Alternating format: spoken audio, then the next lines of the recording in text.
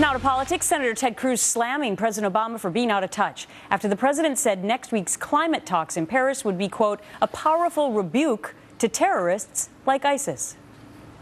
Now he's saying what a powerful rebuke it is to ISIS that he's going to a global warming summit. President Obama and John Kerry have both said that they think essentially your SUV in the driveway is a greater threat to our security than is ISIS, than is a nuclear Iran, and it makes no sense whatsoever. You know what would be a real rebuke to ISIS?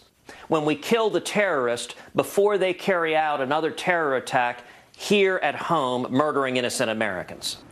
Chris Plant is a syndicated radio talk show host. Richard Fowler, Democratic strategist and radio talk show host. Richard, what does Ted Cruz have wrong about that statement, if anything? Well, I think Ted Cruz is misconstruing what the president's doing. First, the president we've already done 8,000 strategic strikes against ISIS in the region of Syria. Number two, the president is trying to work on building an international coalition and dealing with the Russians. So he could throw out as much rhetoric as he wants to, but until he's the commander-in-chief, which he probably won't be, he doesn't really know what's really happening to make an educated decision on educated thought on this at all. Well, Chris, I do think that many Americans have heard climate change talked more about from the president in the last few weeks than terrorism. Yeah. And I call to your attention the latest Fox News poll about what's the most important issue to Americans right now, and the poll was done this week.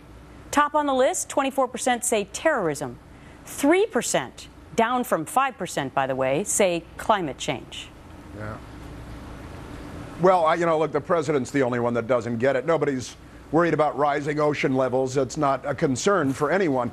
ISIS is. They put out a, pardon me, DHS and FBI put out a nationwide warning 3 days ago that we might experience Paris-style attacks.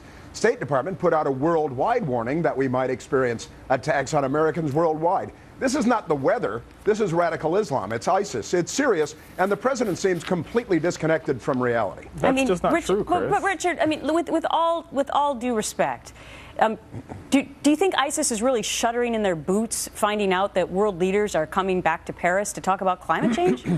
ISIS is being dismantled every night by bombers, both French bombers and U.S. bombers. They took out almost 200 people in Paris. That is true. And as we just heard, they're coming here potentially. That isn't true. But how we beat lone wolf terrorism is by continuing to live as Americans, right? Continuing to go out, continuing to go to Disney World, as George Bush would say, right? But having trumped up meetings and rejecting refugees is not how we do it. And I think that's what the president's been trying to say very clearly. Okay, I want to move on to Chris, I want to move on to this poll that we've been showing this week, at least yesterday, coming out of Iowa, because there was some significant change amongst the GOP, at least in the first caucus state.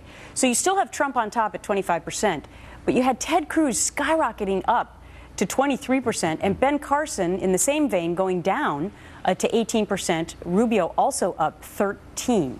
What do you make of that, Chris? Well, I'm not surprised, actually. Ted Cruz is a powerful candidate. He's a very compelling candidate. When people pay attention to him and he has a chance to make his case, I think people gravitate toward Ben Carson. You still don't, toward Ted Cruz. You still don't see Donald Trump dropping much in the polls, but Donald Trump has a unique position, I think it would be fair to say, in American politics today and forever. But Ted Cruz is, I think, the natural, and Marco Rubio, to rise to the top as we get closer to the nuts and bolts. Okay, it's interesting when you look at real clear politics average of all the polls, not just Iowa, Richard. We have Trump on top, 27.5%. But then you have Ben Carson, 19.8%, Rubio 12.5%, Cruz 11.3%, and so on. So that's more of what I guess the nation feels at this time.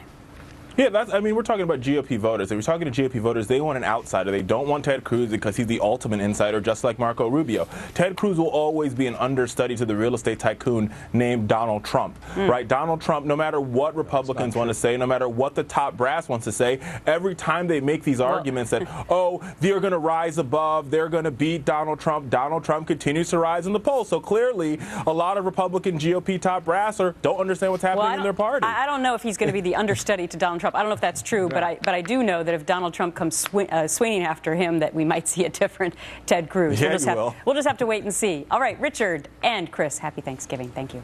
Thank you. You too.